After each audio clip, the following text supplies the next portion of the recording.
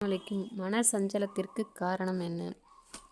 சிலரிடம் நிறைய செல்வங்கள், பங்களாக்கள், மேலும் ஏசி, ஏர் கண்டிஷனரும், வாகன வசதி, வேலையாட்கள், பதவிகள் ஆகிய எல்லாமே இருந்தும் அவங்களுக்கு அடிக்கடி மன சஞ்சலம், நிம்மதியற்ற தன்மை, பயம், திடுக்கம் எல்லாமே ஏற்பட்டுகிட்டே இருக்கும். அவங்களுக்கு இந்த வியாதிக்கு காரணம் என்னென்னா, இந்த வியாதியிலிருந்து நீங்குவதற்கு வழி என்னென்னா, இந்த வியாதிக்கு அதாவது ஆத்மீக வியாதின்னு சொல்லப்படும். இந்த வியாதியை ஏற்படுத்துறதுக்கு காரணம் மார்க்க புறம்பான காரியங்களை தன்னுடைய அவைகளினாலும் செய்வதன் மூலமும் இந்த வியாதி சிறிது சிறிதாக ஆரம்பித்து கடைசியாக பெரும் மனவியாதியாக மாறி மனதில் சஞ்சலங்களும் கஷ்டங்களும் உண்டாவதற்கு மனதில் நிம்மதி என்பதே இல்லாமல் ஆகிவிடும்.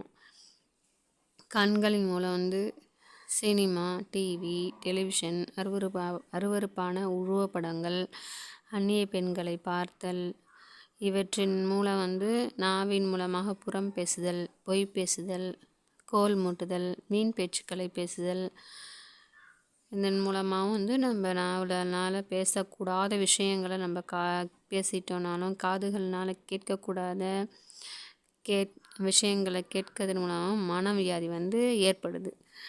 மேலும் சினிமா பாடல்கள், வீணை வாத்தியங்கள் கேட்பதன் மூலமாகவும் இந்த மாதிரி மனவியாதியெல்லாம் ஏற்படுது. இது ஹராமான வழியில் சம்பாதிப்பதன் மூலமாகவும் இந்த வியாதி ஏற்படுது.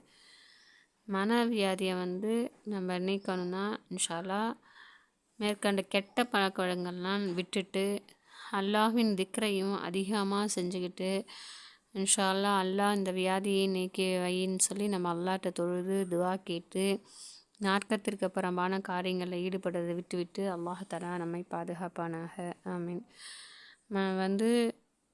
யாரை பற்றி நம்ம சிந்திக்காமல், அவங்க வசதியாக இருக்காங்கன்னு நம்ம கம்மியாக இருக்கணும் சிந்திக்காமல், நம்ம என்ன செய்ய போகிறோமோ அதை மட்டும் யோசித்து அல்லாஹ்வோட உதவியோடு தொழுது துவா கேட்டு எங்கே போனாலும் வந்தாலும் நம்ம ஒரு காரியத்தை செய்ய போகிறோம், இல்லை ஒரு இடம் வாங்க போகிறோம், இல்லை ஏதாவது ஒரு ஆரம்பிக்க போகிறோம்னாலும் நம்ம அல்லாஹ்ட்ட முறையிட்டு நம்ம அல்லாஹ்வோட உதவியோடு செஞ்சோம்னா அது நிச்சயமாக மன சஞ்சலம் இல்லாமல் வெற்றிக்குரியதாக இருக்கும். இன்ஷா அல்லாஹ் நம்ம எல்லோரும் துவா செஞ்சு நம்மளோட முன்னேற்றத்தை மட்டும் நம்ம பார்த்துக்கிட்டு போகிறதுக்கு எல்லாம் அல்லாஹ்வோட துணையோடு நம்ம போவதற்கு எல்லாம் அல்லாஹ் தஆலா நம்ம எல்லாருக்கும் தௌஃபீக் செய்வானாக. ஆமீன்.